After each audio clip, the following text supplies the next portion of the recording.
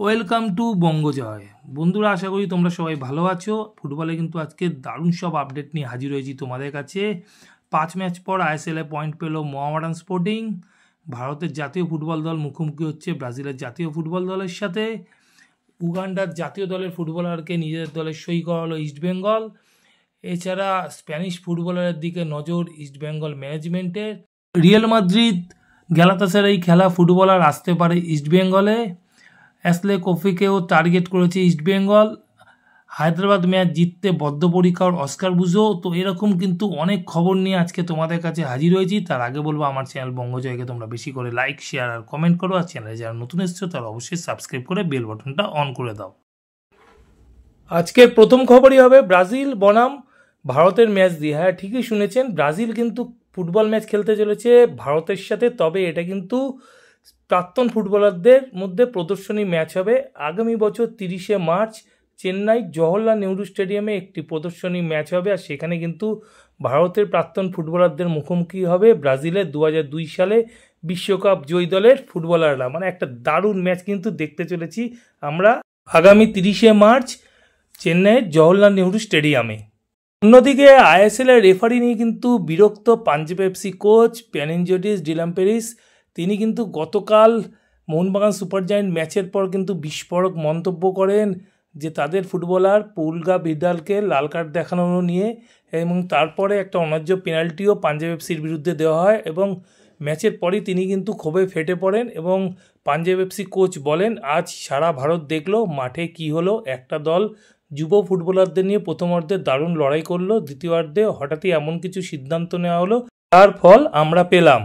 গ্রিসেও এইরকম হতে দেখেছি, আজ ভারতেও দেখলাম। মানে রেফারির কিন্তু যথেষ্ট তুলনা করেছে এবং তিনি ভাবে বুঝিয়ে দিয়েছেন যে ভারতের রেফারিরা কিন্তু নিরপেক্ষ নয়।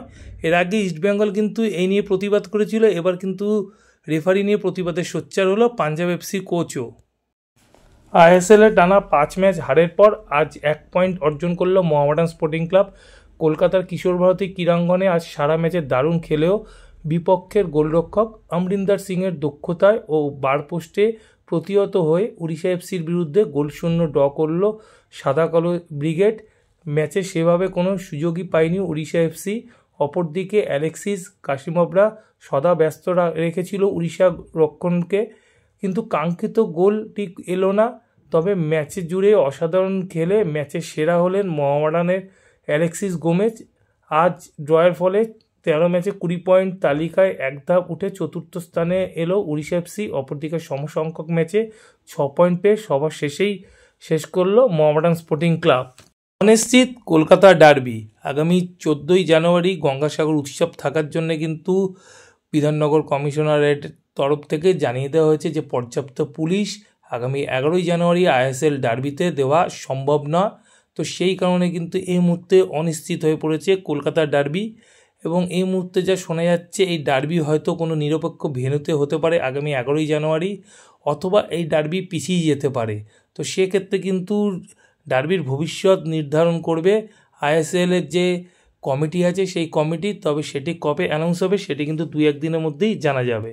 অনেকেরই প্রশ্ন, সাউল ক্রেসপো কবে আসছেন কলকাতায়। তো এই মুহূর্তে কিন্তু শোনা যাচ্ছে তিনি 2রা জানুয়ারি কলকাতায় আসছেন এবং তারপর কিন্তু তার চোট পরীক্ষা হবে এবং তার চোটের অবস্থা দেখে কিন্তু ইস্টবেঙ্গল ম্যানেজমেন্ট ডিসিশন নেবে যে সাউল ক্রেসপোকে এই মরশুমে রাখা হবে কিনা দলে। তিনি যদি ফেব্রুয়ারি মাসের মধ্যে ফিট হন তাহলে তাকে দলের সাথে রাখা হবে। আর যদি দেখা যায় যে তিনি ফেব্রুয়ারি মাসেও ফুটবল খেলতে পারছেন না, সেক্ষেত্রে কিন্তু তাকে রিলিজ করে দেওয়া হবে, এরকম কিন্তু শোনা যাচ্ছে।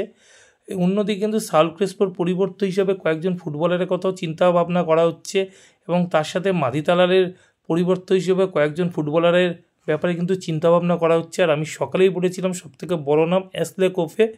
অ্যাশলে কোফে কিন্তু এই মুহূর্তে ফিনল্যান্ড লিগে খেলছে এবং এই মরশুমে কিন্তু তিনি আছেন এসি ওউলো ক্লাবে এবং সেখানে কিন্তু তিনি 18 ম্যাচে 10টি গোল করেছেন এবং সর্বমোট কিন্তু এই ক্লাবের হয়ে গত 2023-24 মরশুমে 48 ম্যাচে 25টি গোল করেছে। মানে বুঝতে পারছো দারুণ একজন স্ট্রাইকার অ্যাশলে কোফে।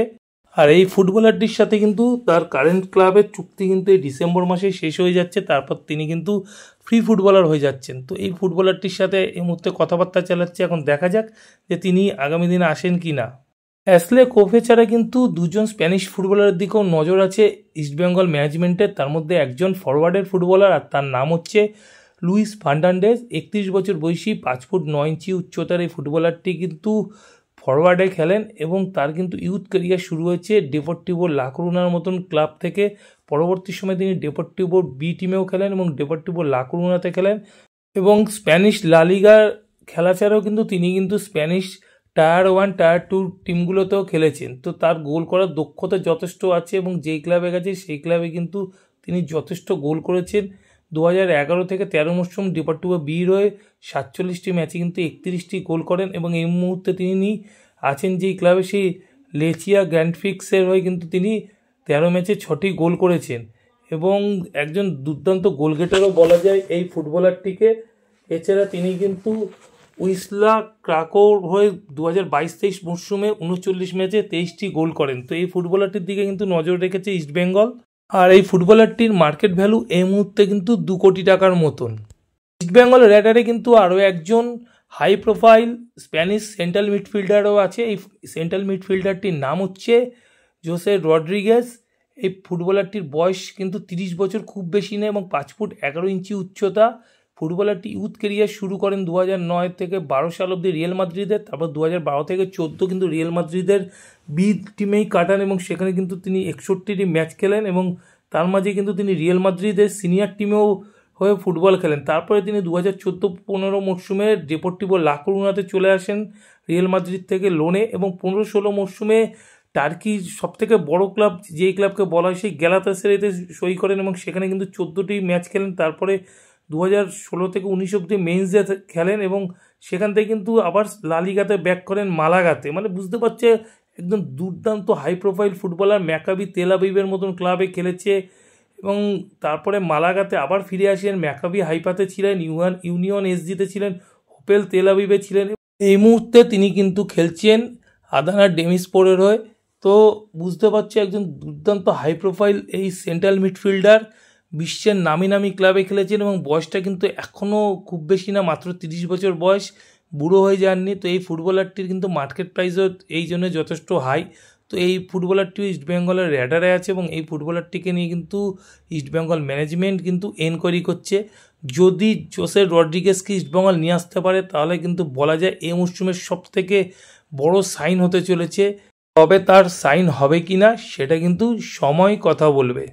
আর এত শোয়ের মাঝখানে কিন্তু ইস্টবেঙ্গল চমকে দিয়ে সই করিয়ে নিল উগান্ডার স্ট্রাইকারকে। হ্যাঁ, ঠিকই শুনেছে, উগান্ডার স্ট্রাইকার। আসন্ন ইন্ডিয়ান উইমেন্স লিগের জন্য ইস্টবেঙ্গল মহিলা দলে এলেন বিদেশি ফরওয়ার্ড, আর উগান্ডা জাতীয় দলের 27 বছর বয়সী ফরওয়ার্ড রোস্টি নানজিরিকে এবার দেখা যাবে লাল হলুদ জার্সিতে ভারতের সর্বোচ্চ মহিলা লিগে খেলতে। উগান্ডার হয়ে 9টি আন্তর্জাতিক ম্যাচ খেলে 3টি গোল করেছেন তিনি। 2018 সালে পেশাদার ক্লাব ফুটবলের স্বদেশের ক্লাব কাম্পালা কুইন্স এফসির হয়ে অভিষেকের পর টানা 5 বছর ওই ক্লাবে খেলে গত মরশুমে তিনি পাড়ি দিয়েছিলেন ডেনমার্কে, সেখানকার ড্যানিশ উইমেন্স লিগের ক্লাব বোল্ড ক্লুবেন অফ 1893-তে খেলতে। আজই ইস্টবেঙ্গল অনুশীলনে দেখা গেছে রেস্টি নানজিরিকে। মানে এটা কিন্তু একটা বড় চমক দিল ইস্টবেঙ্গল ম্যানেজমেন্ট রেস্টি নানজিরিকে নিজেদের দলে সই করিয়ে। আজ আইএসএলের গুরুত্বপূর্ণ ম্যাচে ইস্টবেঙ্গল হায়দ্রাবাদের সাথে মুখোমুখি হতে চলেছে হায়দ্রাবাদের মাঠে। আর এই ম্যাচ খেলতে নামার আগে কিন্তু ইস্টবেঙ্গলের কপালে দুশ্চিন্তার ভাঁজ, তা হলো রাকিব না থাকা। রাকিবের জায়গায় সম্ভবত শুরু করতে চলেছে প্রভাত লাকড়া। রাকিবের যা চোট তাতে আজকের ম্যাচ কেন, আগামী 6 জানুয়ারি কলকাতায় যে মুম্বাই সিটি এফসির সাথে ম্যাচ আছে সেই ম্যাচেও রাকিবকে পাওয়া যাবে না।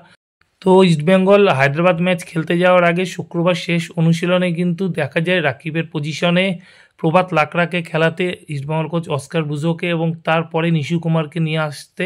তো বোঝা যাচ্ছে যে রাকিবের পজিশনে এই দুই ফুটবলার প্রভাত লাকড়া এবং নিশু কুমারকে তৈরি রাখছে ইস্টবেঙ্গল কোচ অস্কার বুজো। এছাড়া কিন্তু পিবি বিষ্ণুরও কাপ মাসেলে একটা চোট আছে। তো যেই কারণে কিন্তু আজকের ম্যাচে পিবি বিষ্ণু কিন্তু প্রথম দলে থাকা কিছুটা অনিশ্চিত হয়ে পড়েছে এবং পিবি বিষ্ণু না থাকলেও কিন্তু আজকের ম্যাচে ফরওয়ার্ড লাইনে শুরু করবে দিমিত্রি দিয়ামন্তিকস। তিনি কিন্তু যথেষ্ট ফিট হয়ে উঠেছেন এবং তাকে কিন্তু অনেকটাই চনমনে লাগছে। আর পরপর 2টি ম্যাচ জিতে ইস্টবেঙ্গল ফুটবলারদের মধ্যেও কিন্তু আত্মবিশ্বাস ফিরে এসেছে। আর অধিনায়ক ক্লেইটন সিলভা কিন্তু যথেষ্ট ভালো ফুটবল খেলছে। আর মিডফিল্ডে গিয়ে যথেষ্ট ওয়ার্কলোড নিচ্ছে এবং এই মুহূর্তে কিন্তু কোচ অস্কার ব্রুজোর বড় ভরসা হয়ে উঠেছেন অধিনায়ক ক্লেটন সিলভা। আর আজকের ম্যাচে কিন্তু ইস্টবেঙ্গল জেতা ছাড়া তাদের কাছে কোনো উপায় নেই, কিন্তু তাদের এই মুহূর্তে দল কিন্তু যথেষ্ট ভাঙা হাঁটি বলা যায়। বিশেষ করে ডিফেন্সে কিন্তু হেক্টুরিয়াস থেকে পাচ্ছেন না কাঠ সমস্যায় থাকার জন্য, তো সেই কারণে কিন্তু আনোয়ার আলী কিন্তু সেন্টার ব্যাক পজিশনে তার পুরনো যে জায়গা সেখানে ফিরে আসছেন হিজাজি মায়ের সাথে জুটি বেঁধে খেলার জন্যে। আনোয়ার আলী সেন্টার ব্যাক পজিশনে ফিরে যাওয়ায় জিকসন সিং কিন্তু মিডফিল্ডে ফিরে আসছেন এবং আজকের ম্যাচে কিন্তু জিকসন সিং শুরু করছেন সৌভিক চক্রবর্তী এবং ক্লেটন সিলভার সাথে, এবং যদি বিষ্ণু খেলতে না পারে সেক্ষেত্রে কিন্তু নরয় মহেশ সিং এবং নন্দকুমার শেখর এই দুইজন কিন্তু উইং খেলবে এবং দিমিত্রি দিয়ামন্তিকস অবশ্যই ফরওয়ার্ড লাইনে খেলবে। আজকের ম্যাচে যদি পিভি বিষ্ণু প্রথম থেকে শুরু করতে না পারে তাহলে ইস্টবেঙ্গলের প্রথম দল হতে চলেছে গোলে প্রফসুকান গিল, রাইট ব্যাক প্রভাত লাকড়া, দুই সেন্টার ব্যাক আনোয়ার আলী এবং হিজাজি মায়ের, লেফট ব্যাক চুন্নুঙ্গা, মিডফিল্ড লাইন হতে পারে সৌভিক চক্রবর্তী, জিকসন সিং এবং অ্যাটাকিং মিডফিল্ডার হিসেবে ক্লেটন সিলভা, দুই উইং নয়ডাই মহেশ সিং এবং নন্দকুমার শেখর, এবং ফরওয়ার্ডে অবশ্যই দিমিত্রি দিয়ামন্তিকস। তো এই হতে চলেছে ইস্টবেঙ্গলের আজকের প্রথম একাদশ। এখনকার মতন খবর এই পর্যন্তই। নতুন খবর নিয়ে হাজির হবো তোমাদের কাছে পরের ভিডিওতে। যাওয়ার আগে শুধু একটাই কথা বলবো, আগের ভিডিও যারা মিস করে গেছো তার জন্য ডেসক্রিপশন বক্সে আগের ভিডিওর লিঙ্ক দেওয়া থাকবে, তোমরা লিঙ্ক ক্লিক করে আগের ভিডিও দেখে নিতে পারো। এখনকার মতন গুড বাই।